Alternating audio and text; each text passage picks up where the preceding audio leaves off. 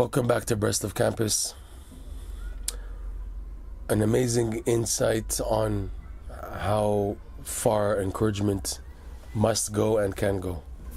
Once, Rav Nosson was speaking with Breslovers, the Hasidim, about how much a person must be strong and determined not to give up.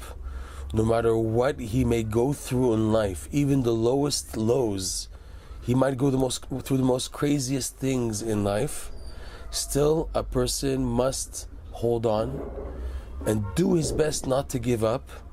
And if he does, in the end, he will make it.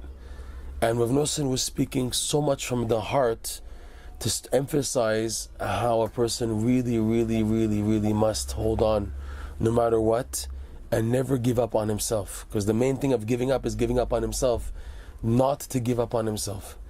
And again, he went with such extensive words of encouragement. After Rav Nosson finished speaking, and the Hasidim then each one went on his way, there was one man who stayed in the room who was also listening to Rav Nosson. And this man approached Rav Nosson and he said to him that he was originally from Vilna in Lithuania, up north. Rav Nosson was in the Ukraine, central Ukraine. This man from Vilna he told the story what happened with him.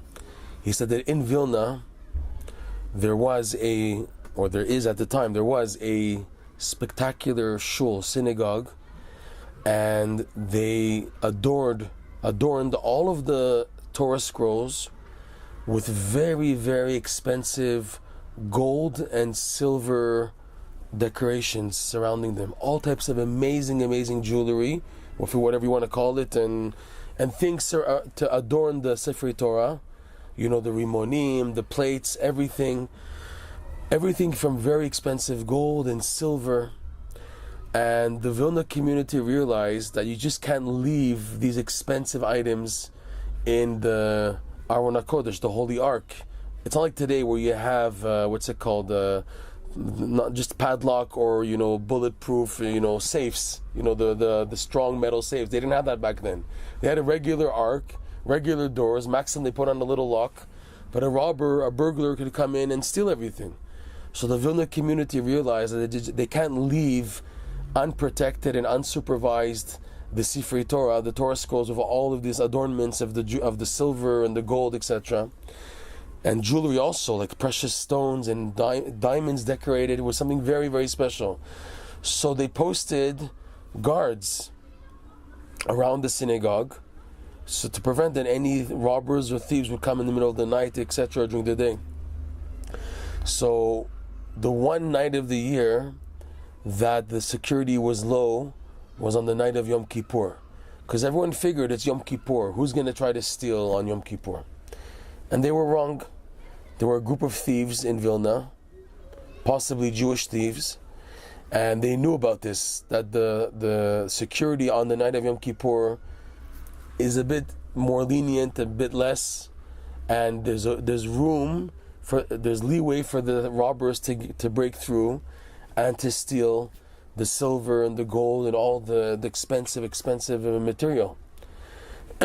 So that night of Yom Kippur that year, the robbers came and they stole everything. The next day on Yom Kippur, when came time to open the ark to bring out the Torah scrolls, the community of Vilna saw that everything was gone, everything was stolen. All of the silver, all of the gold, all of the expensive stones, the precious stones, whatever, everything was gone. And they were shocked. Who could do such a thing? Who would do such a thing on Yom Kippur?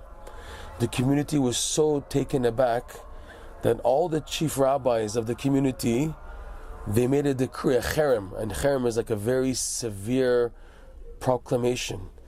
And it stated like this: anyone who had a part of the robbery, of the theft, or even knew who did the theft, is now forfeited their portion in the world to come. They have no part in Am Yisrael, no part in the world to come. They've lost everything.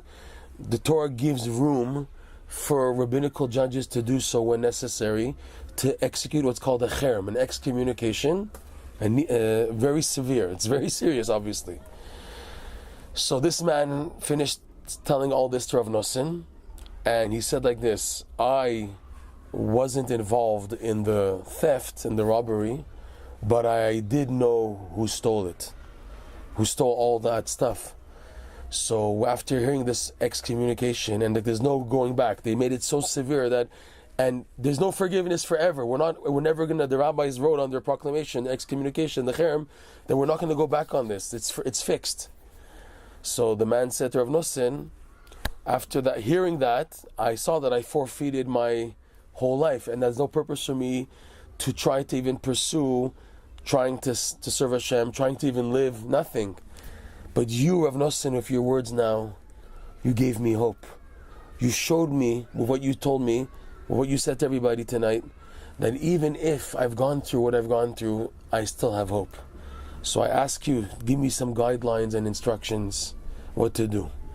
It's not known what Rav Nosson told this man, but he gave him certain prescriptions of how to rectify and how to do tshuva and how to come back. And again, the point is, you may have done what you've done in your life. You may have gone through the worst scenarios, but it's up to you if you given up or not. Other people may have given up on you, but the final word, the final line is up to you. If you give up on your pursuit or not, it's in your hands. You have the ball, and it's suggested that you do not give up.